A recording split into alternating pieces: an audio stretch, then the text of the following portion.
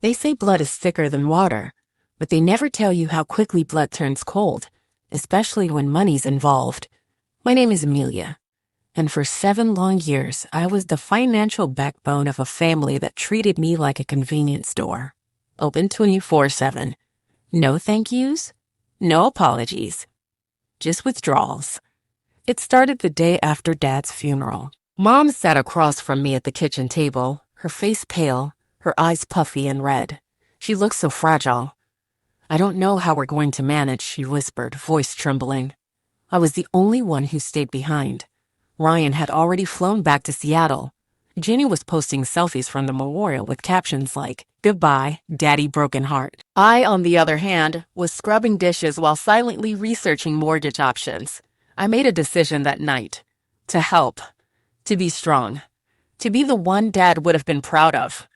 I used my savings, this $8,000 I'd been building for a trip to Europe, to cover Mom's missed mortgage payments. She cried. Held my hand. "You're my angel," she said. I didn't feel like one, but I told myself this was temporary, that once things settled, the others would step up.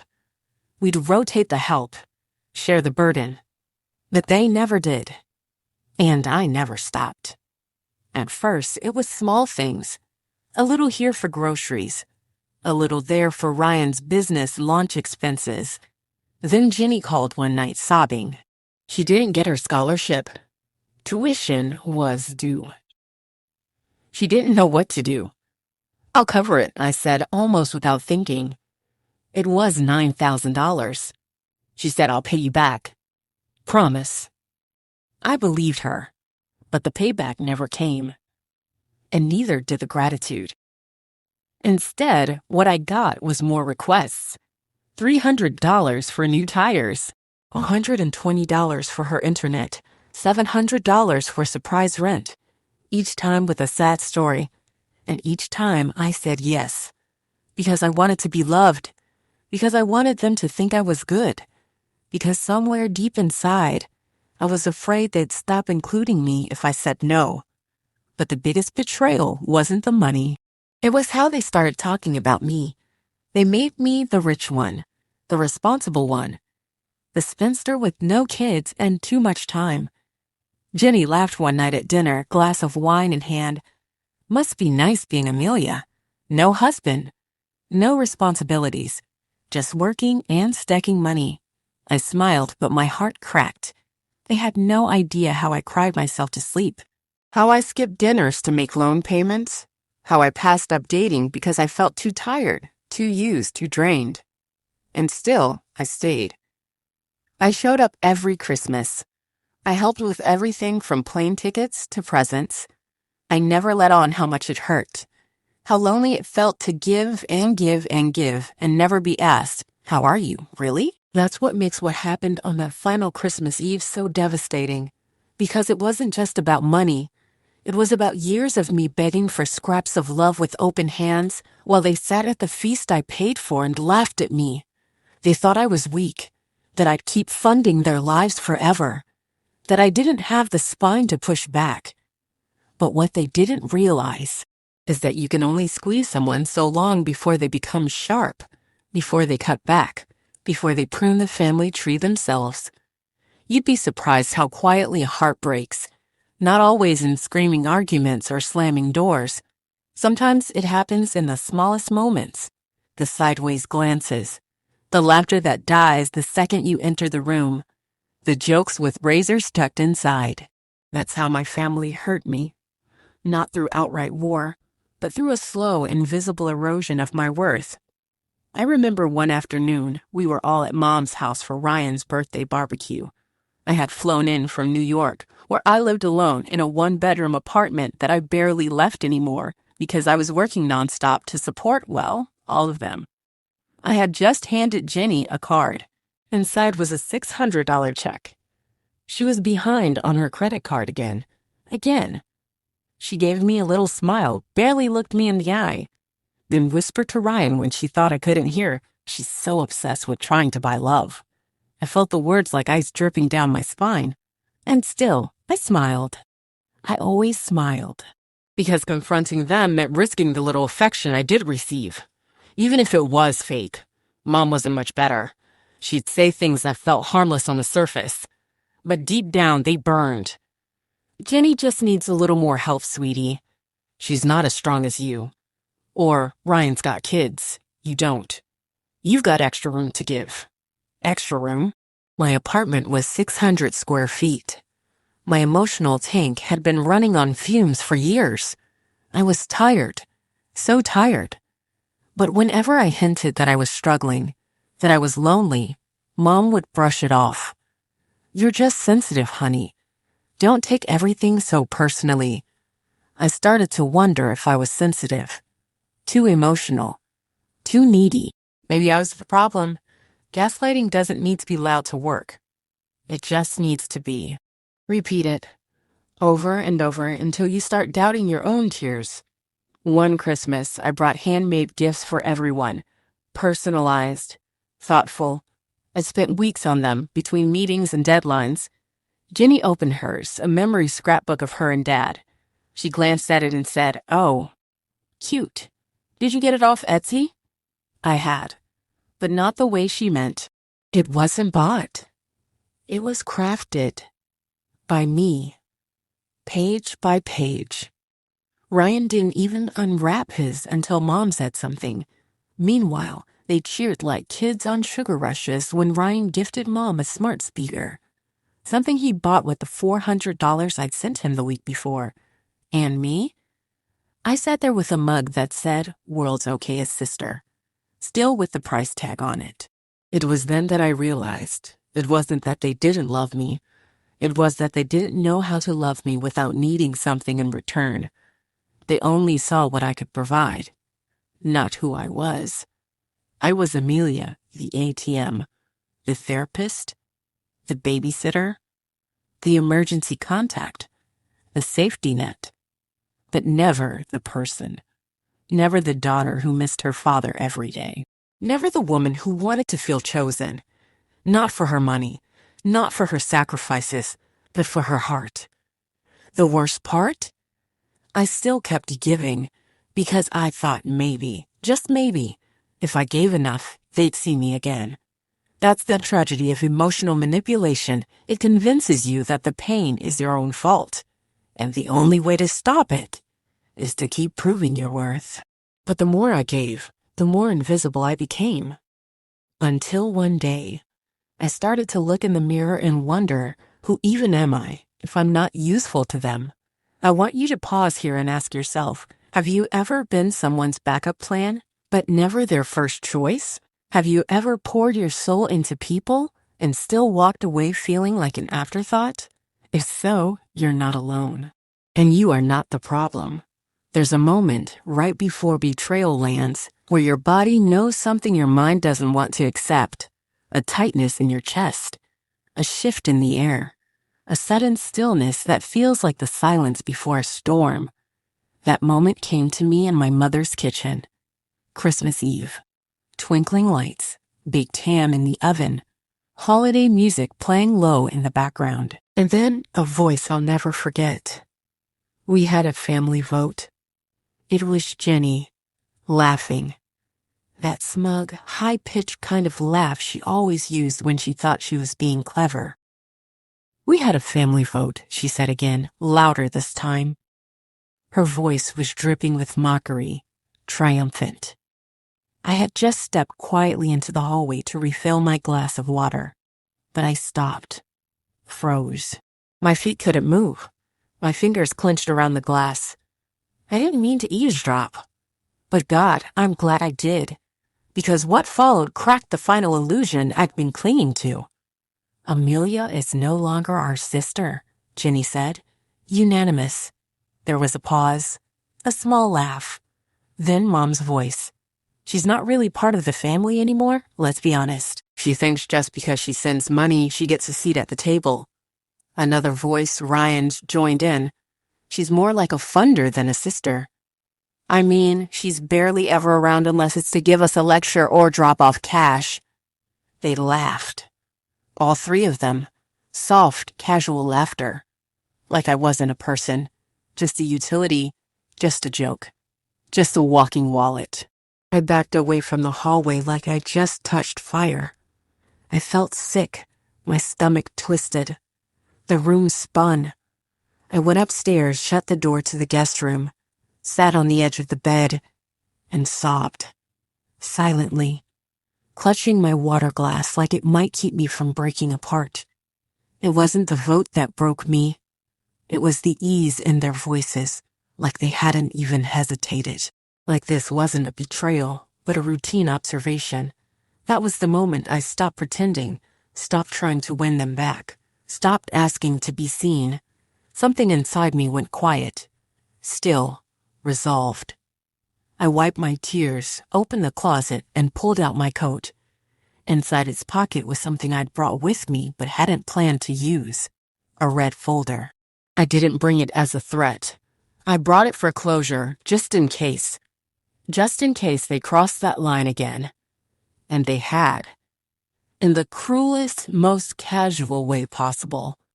As I walked back down the stairs, I felt different. Not sad. Not angry.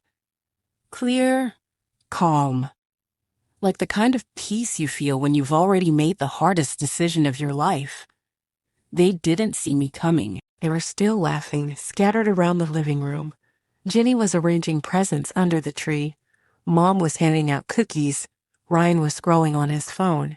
And then I stepped into the room. All heads turned. I said nothing at first. Just walked slowly, deliberately toward the Christmas tree. And then I bent down, placed the red folder right beneath the sparkling branches, and stood up. The room fell completely silent, like someone had hit the mute button on a TV. I turned to face them. Jenny's expression shifted from amusement to confusion. Mom's smile twitched. Ryan looked up, frowning slightly. "What's that?" Jenny asked, fake sweetness coating her voice. "Merry Christmas," I said. "You'll want to read that before you open any gifts." And I walked over to the sofa, sat down, crossed my legs, folded my hands in my lap, and waited. Because what they didn't know was that inside that folder was a reckoning. Years in the making, every dollar, every receipt, every lie, every manipulation, laid out with the kind of precision only a broken heart could create. And I was done playing the fool. They had cast their vote. Now, it was my turn. Of course. Let's continue into the heart of the storm. You know how people always say don't keep score in families? They say it with a tone of moral superiority, like it makes them virtuous. Like the act of forgetting how many times you've been hurt is somehow holy. Let me tell you the truth, that advice only serves the people who keep taking. The ones who give would remember. Not because we want revenge, but because remembering is the only proof that it happened. That our giving wasn't just some fantasy we made up to feel needed. And I remembered everything. So I wrote it down. That's what the red folder was. Not vengeance. Not a weapon. Just the truth on paper. My truth. Jenny picked it up like it might bite her. She opened it slowly, brows furrowed. The glossy confidence draining from her face like water down a sink. The first page was a letter. My letter. It read, "To the people who share my blood but not my burden, this is not a declaration of war. This is the bill for the years I've paid to be tolerated, not loved. Just tolerated. You held a vote without me. Consider this my answer." Jenny's hands were shaking now. She flipped to the next section, a color-coded breakdown of every dollar I had spent on each of them in the past 7 years. Each name had its own tab. Each tab had dates, amounts, and receipts attached. Mom's section alone was 12 pages. Mortgage payments, utility bills, groceries, her new couch, $2, $300.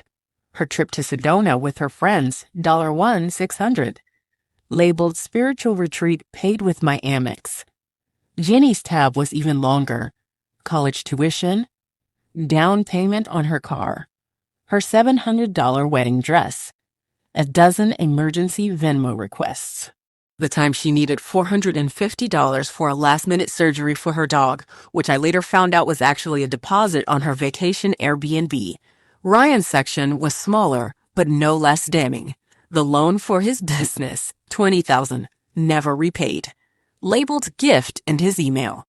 Though I had kept the original message where he promised to pay it back in 6 months. Spoiler, it's been 4 years. Each entry had a corresponding screenshot. Every text, every cash transfer, every lie. I printed them all. Not out of pettiness, but because I knew what they'd do. They'd deny. They'd minimize. They'd say it wasn't that much. They'd call me dramatic. So I brought the facts. Mom was the first to speak. Her voice wavered.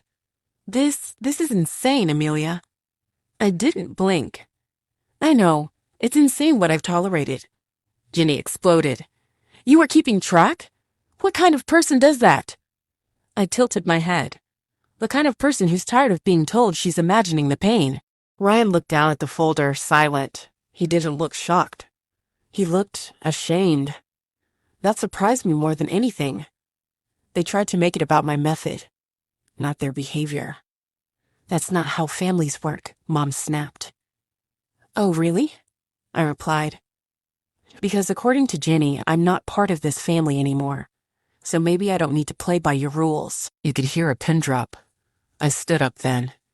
Not to argue, just to finish what I came to do. There's more, I said. I reached into my coat pocket, pulled out a flash drive. On here is a voice recording I think you should hear. I handed it to Ryan. He plugged it into the speaker system, and then their own words filled the room. The clip from the kitchen, Jenny laughing, Mom agreeing, Ryan chiming in. She's just cool. She thinks she's buying love. She's not part of the family. Their voices echoed off the walls like a haunting, a ghost of their real feelings, unfiltered, uncaring. Jenny's face went pale. Mom gasped. Ryan turned his head away. No one could deny it now. I gave them a moment. Then I said, quietly, clearly, I didn't come here to fight. I came to end the cycle.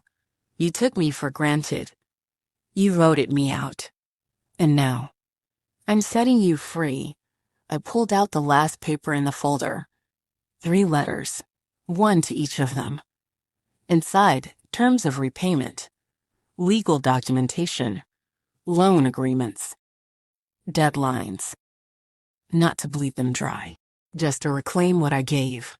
Settle this peacefully and I'll walk away for good. Ignore it and I'll pursue it legally. Mom was crying now. Jenny looked like she wanted to scream. Ryan just nodded slowly. You're serious, he said. I looked at him, at all of them, and said the words I'd never dared to say before. For once in your lives, take me seriously. If there's one thing my family always cared about, it was appearances. Everything had to look perfect. The house was always decorated just right for the holidays. The matching pajamas. The curated Instagram stories. The look how close we are photos, taken just after someone made a rude comment and just before someone else stormed off. But this Christmas Eve, no photo could capture what was happening now. Because under that glittering, ornament-heavy tree, nestled between a velvet stocking and a wrapped perfume box, sat the red folder, glowing like a warning flare in a war zone. The music kept playing, soft jazz, completely wrong for the occasion. The lights twinkled, the fire crackled, and everyone stood frozen around the folder like it was a bomb. I had returned to my seat calmly, crossed my legs, watched. For once, I wasn't the one scrambling to fix things. I wasn't the one smoothing it all over. They were, and they didn't know what to do. Jenny was pacing now. The paper with the repayment schedule was clutched tightly in her hand. You seriously think you can make me pay you back? She snapped. You gave me that money. It was a gift. I gave her a small, almost pitying smile. I have the text. Every single one. You said, and I quote, I swear, I'll pay you back. I'm not a leech. She opened her mouth, closed it, flushed, Mom tried next. Her voice was softer, laced with that manipulative sweetness I knew all too well. Honey, we're family. We don't do things like this to each other. I turned to her slowly, tilted my head. No, Mom. We don't do things like this to each other. But we've been doing this to me for 7 years. Her smile broke. Her jaw tightened. Then she tried guilt. I raised you, changed your diapers, stayed up all night when you had a fever. Is this how you repay me? I let the silence stretch between us, then answered with the calm I'd earned through heartbreak. I'm not repaying you, Mom. I'm reclaiming myself. Ryan hadn't said much yet. He just kept flipping through the folder, page after page. He reached his own repayment section, saw the line where I detailed the $20,000 loan to help launch his business, a business I later discovered he'd renamed without telling me, removing me from any mention or ownership. And beneath that page, I had tucked a printed email from him. Thanks again, sis. You'll be the first I pay back. I owe you my future. He read it slowly. His face changed. He looked up at me, and for the first time in years, he looked like my brother. Not someone entitled to my help, but someone who realized he'd hurt me. I was so deep in my own mess, I didn't even notice, he said quietly. I thought you were fine. That broke something in me. Not in a painful way, but in a releasing way. Because finally, someone acknowledged it. Finally, someone saw me. I wanted to be fine, I whispered. I tried to be. But I've been screaming for help in silence for years. And no one ever asked if I was okay. You just kept asking if I could give more. The air was thick now. Heavier than before. But clearer, too. Because the truth was finally out. All of it. No more pretending. No more smiling while bleeding. Just truth. And the ruins it always leaves behind when it arrives too late. Then, in the middle of all this silence, my eyes drifted to the tree. The Christmas tree. So full. So shiny. So fake. Just like us. That's when it hit me. A memory. I was 7. Dad had taken me to pick out a Christmas tree. It was snowing, and I wanted the one with the crooked top. He laughed and said, sometimes the ones with the bends in them are the strongest. They grew around something that tried to break them. That memory gutted me, because I had become that tree, bent, but not broken. And now I was standing up again. I'm not angry anymore, I said suddenly, surprising even myself. Ginny blinked. What? I'm not angry, I repeated. I just see things clearly now. And I did. Every sarcastic comment, every ignored birthday, every can you help me out just this once? It wasn't malice. Not always. It was convenience. I made their lives easier, so they never stopped to ask what I needed, or who I was outside of what I gave. So I stood, picked up my coat, walked to the tree one last time, and with one smooth motion I took the red folder back, tucked it under my arm. Happy holidays, I said, my voice light, to each of you. And I walked out the front door. No screaming, no tears, no dramatic exits, just closure. The kind only truth can give. Thank you. Let's keep going. You'd think the drama would have erupted like a volcano the moment I left the house. That maybe Jenny would throw her wine glass. That Mom would collapse dramatically onto the couch. That Ryan would storm after me and beg me to stay, but no. The silence in that living room was louder than any explosion. Because when someone finally tells the truth, and you know you've been caught, there's nothing left to say.